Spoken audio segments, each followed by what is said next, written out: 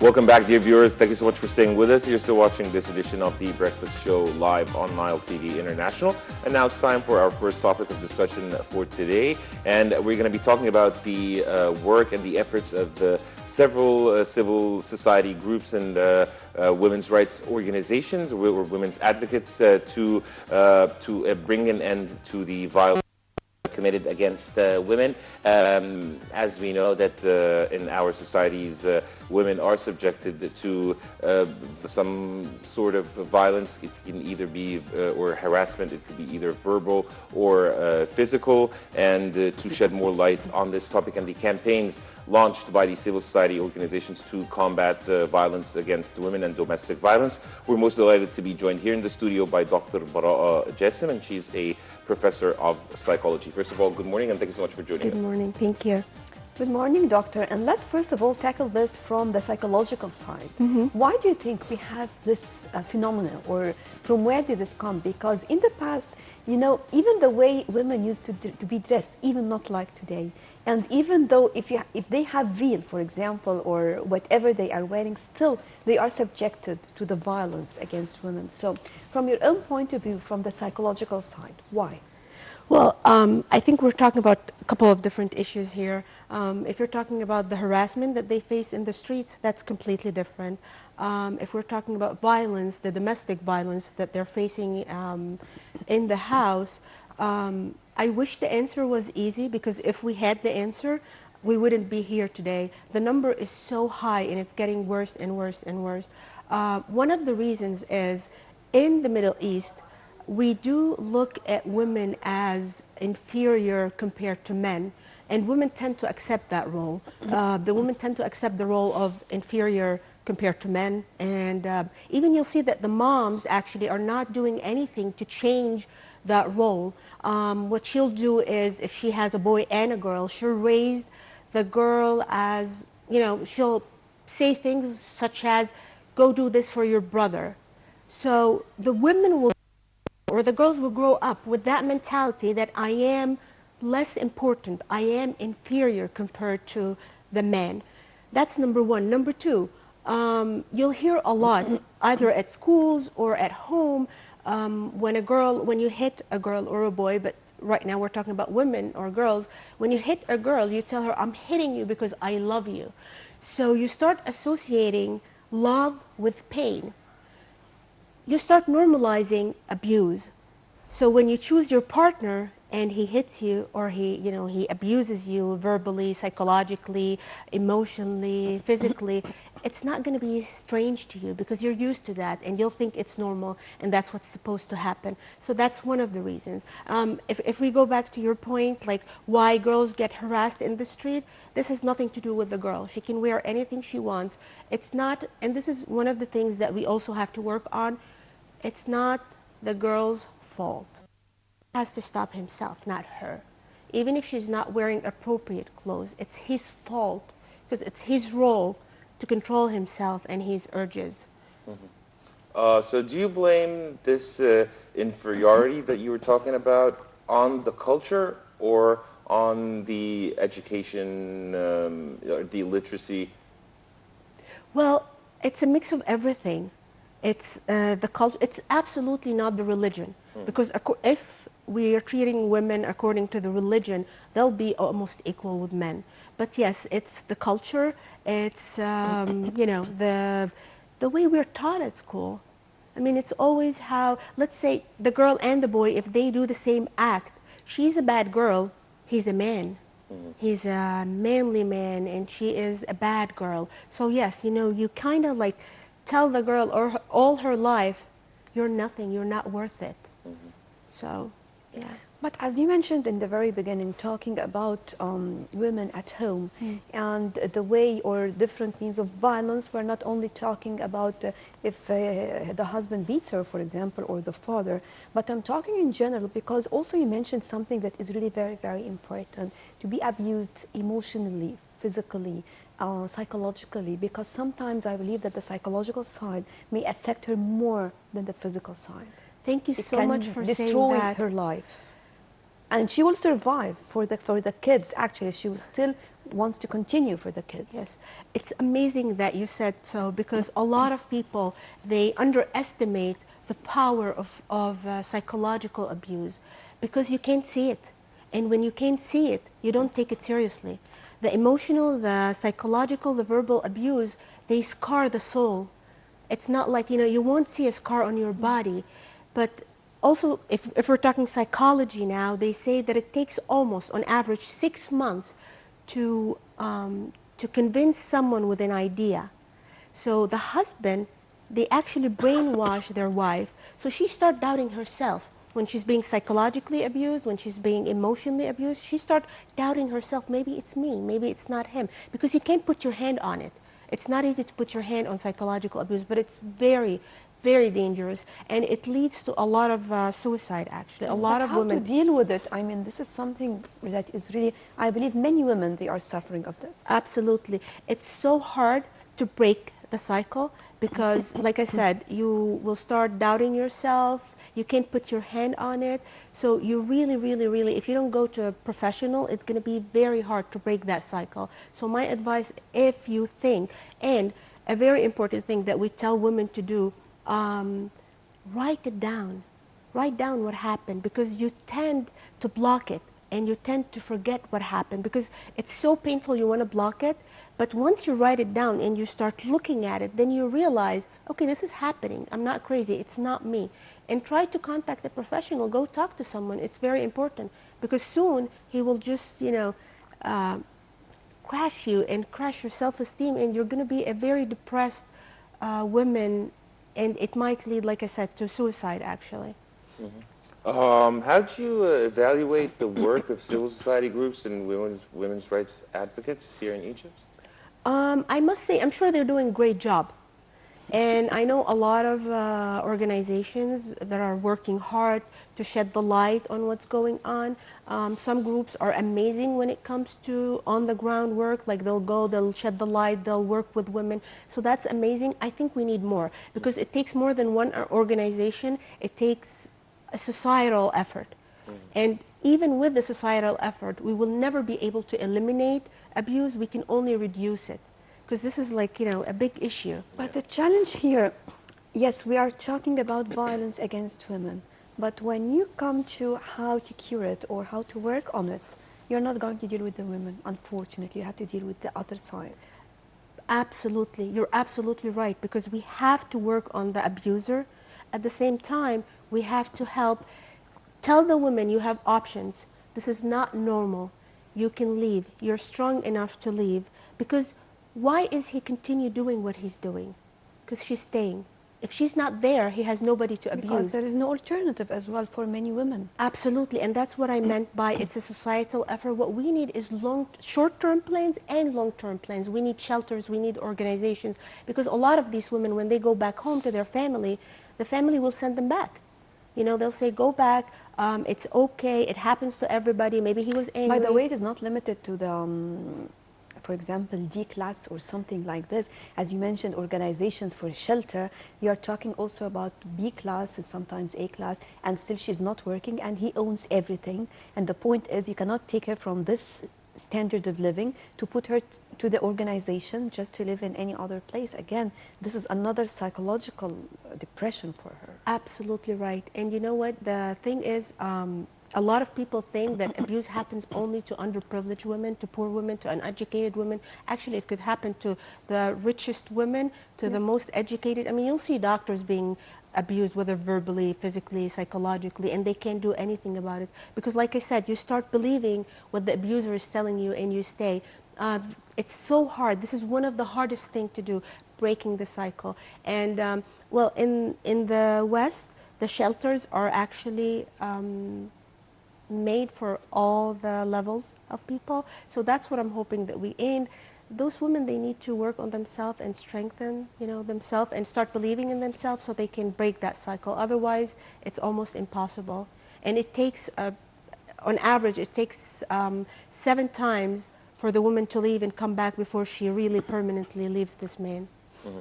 And as you brought up the West, I believe one of the most widespread forms of violence is domestic violence in the United States. Absolutely. 1 out of 4 women, they'll face domestic violence in their life. So absolutely, it's a problem over there. The only difference between us and them is women have some options there. They have like short-term plans, long-term plans. She can call a shelter and they'll send her a car. She has a place to stay. The society doesn't accept it. It's not acceptable to be abused, you know, but it happens. Yeah. But here it's more accepted, and the women, I believe, they don't have options and they don't have anywhere to go yet.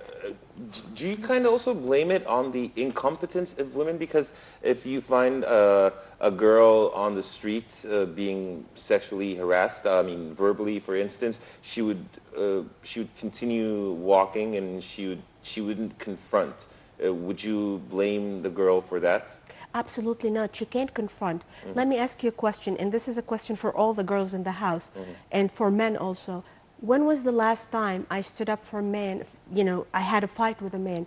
Physically, I can't. I know he's stronger than me. So I have to bite my tongue and walk. And the other thing is, we have law, but we need to enforce the law. If the abuser knows that, if he knows that there will be law enforcement, he wouldn't dare to do things like that. That's why, like in the West, it's taken very seriously. So over here, she has to bite her tongue and just continue walking. And I actually believe that this is what keeps her safe, because studies shows that women that fight with the abuser or the harasser, the sexual harasser, you actually are provoking him, and it might lead to rape. 70% of rape happened because, you know, they were angry and provoked to do it. So I suggest that she walks. So you suggest that she will, or what is happening, that she ignores. But unfortunately, the word ignore on its own, back to the house, for example. Yeah. I think common mistake is that the women in general, they ignore and they continue with their life. They believe the show must go on. And at a certain point, they are not aware that there is something breaking inside day after the other. So she doesn't know how to tell him stop. She doesn't know how to say no, but she wants to continue with her life, for example. So definitely there might be another way of leaving, because here leaving is not that easy, as you mentioned. But how to deal with the behavior? Is there a way to change it? Is there a way to just to sit, to talk, or to understand what's going on? Absolutely. The problem is, and this is the scary part, in the media, and when you watch TV, movies, they show the abuser as this angry guy and ugly guy. And no, the abuser is extremely charismatic, is extremely smart. And he will make her, there is like this pattern of the abuser. It will start with the abuse, he will abuse the woman. Number 2, he will feel guilt and apologize. Actually, he's not feeling guilty because he's not feeling sorry, guilty because he's feeling sorry. He's feeling guilty because of the consequences. He's not sure what she's going to do next. And then he'll use excuses. He'll say, well, I was angry, I was mad. But it is not a fight. I mean, for example, I saw a woman, she is dedicating herself, doing everything for her house. She's not working. And on the other side, he is always making fun of her. He's always not caring for what she's doing, for all her sacrifices, for example. Yeah. You know, so she is totally from inside. She's frustrated. She is, but she doesn't know that she is. And that's what I say, because there is this pattern. And then there will be what they call the honeymoon. He's so charismatic, he'll make her believe that she can't be with, first of all, she can't be lonely. No one will take her if she leaves. That's what he, you know, tried to tell her, and she'll start believing it, that she's not worth it. And she'll start believing, okay, if he's telling me all this about myself, maybe I am worthless. Maybe no one will take me, and maybe I should just stay. Because what he will do is they will have like a period of honeymoon time. And at that time, that's when the women start doubting themselves, and that's what makes it harder to leave. Like I said, if she does not go to a professional, the cycle will not be broken, because it needs a very, very, very, very strong woman. And it's not easy. If you're being abused, I mean, I understand that you're not going to feel very strong to leave. So you need to go to a professional and to talk to a counselor, a therapist, social worker, whoever.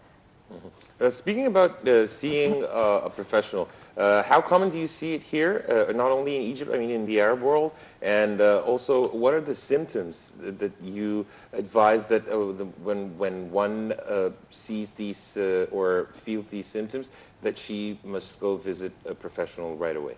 What Miss Nashwa was just saying a bit ago, you were talking about how she feels frustrated, she's unhappy. She knows inside that I'm unhappy, but I don't know why.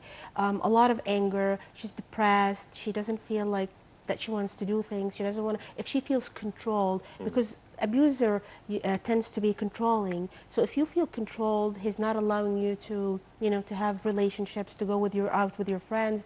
If all these are happening to you, then you know something is wrong.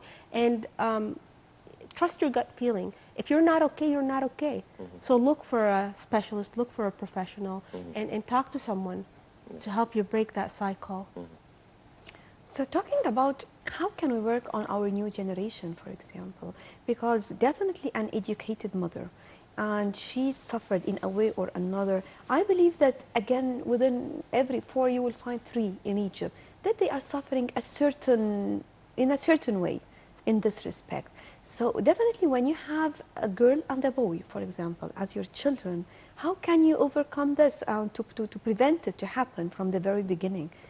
Even though you are suffering, still you are making the same mistake. Absolutely. This is what I believe we should do.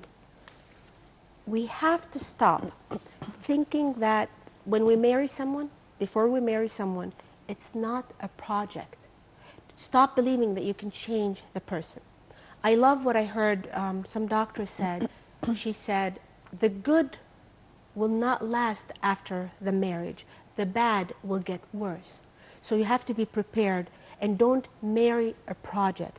If you know that you're okay. I always hear this, I will change him after marriage. You cannot change You're going him. to change 30 years. Absolutely not. There is no way, because we all have a limit to how much we can change.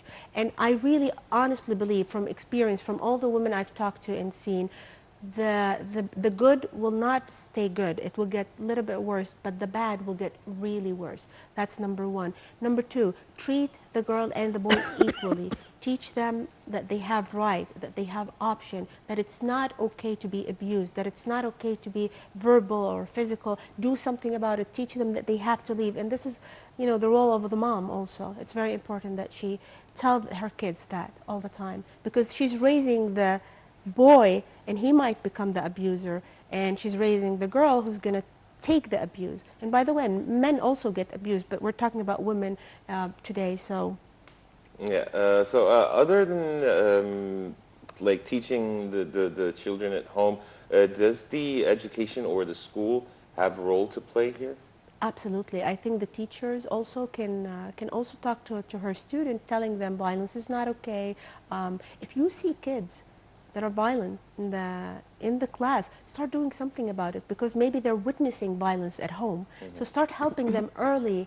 And that's why it's very important to have counselors at schools, where you can send these children to. If you see a sad kid, if you see an angry kid, send them to a counselor, have them talk to someone. So maybe hopefully we can break that cycle. If a teacher, see it early on, maybe we can help those kids to break that cycle and not continue the abuse. Before it becomes irreversible. Absolutely. Absolutely. Actually, children are reflecting what they see at home. Absolutely. Especially the boys in particular, and also the girls. They are imitating the mother. The boys are imitating the father, whatever he is doing. So he will try to imitate in the way he's speaking, if he's using his hands, everything. Absolutely. And you know how there is a saying, it's like, kids will not do what you say, kids will do what you do. So we have to be very careful as parents what we do, because they will definitely mirror us. They'll do what we do. So that's dangerous, actually. It's very dangerous. Just I remember something that I know a young boy, and whenever he comes, he's 4 years old or 5 years old, and he has a certain friend. Whenever he sees this girl, he moves to her to salute her and kiss her hands. Oh. So it came to my mind, from where did he get it? Unless he saw his father, for example, kissing the hand of the mother, or anything like this related. And from here, I started to feel how this boy is very cute and kind to all of his friends. Yeah, it's I think amazing. this proves what you are saying. Yes. the power of parents and raising those kids is just amazing. Amazing. You can turn them into monsters, or you can turn them into great men that will take care of themselves and the women. Yes. As we're wrapping it up, your final recommendations. My final recommendation. A message to any woman who is watching us right now. Don't marry a project. An abuser is not a good man that became bad. He's a bad man, became worse. Don't feel sorry for him. Leave, get help. Get out of the relationship if you can. Work on yourself first and try to, have a plan before you leave and leave. Yes. Dr. Baraa Jassem, Professor of Psychology, thank you so much for your insights, and thank you so much for being with us. Thank you. Thank you. And dear viewers, now we move on to some light news, and then we'll be back to resume the remaining segments of The Breakfast Show live on Nile TV International, so stay locked up.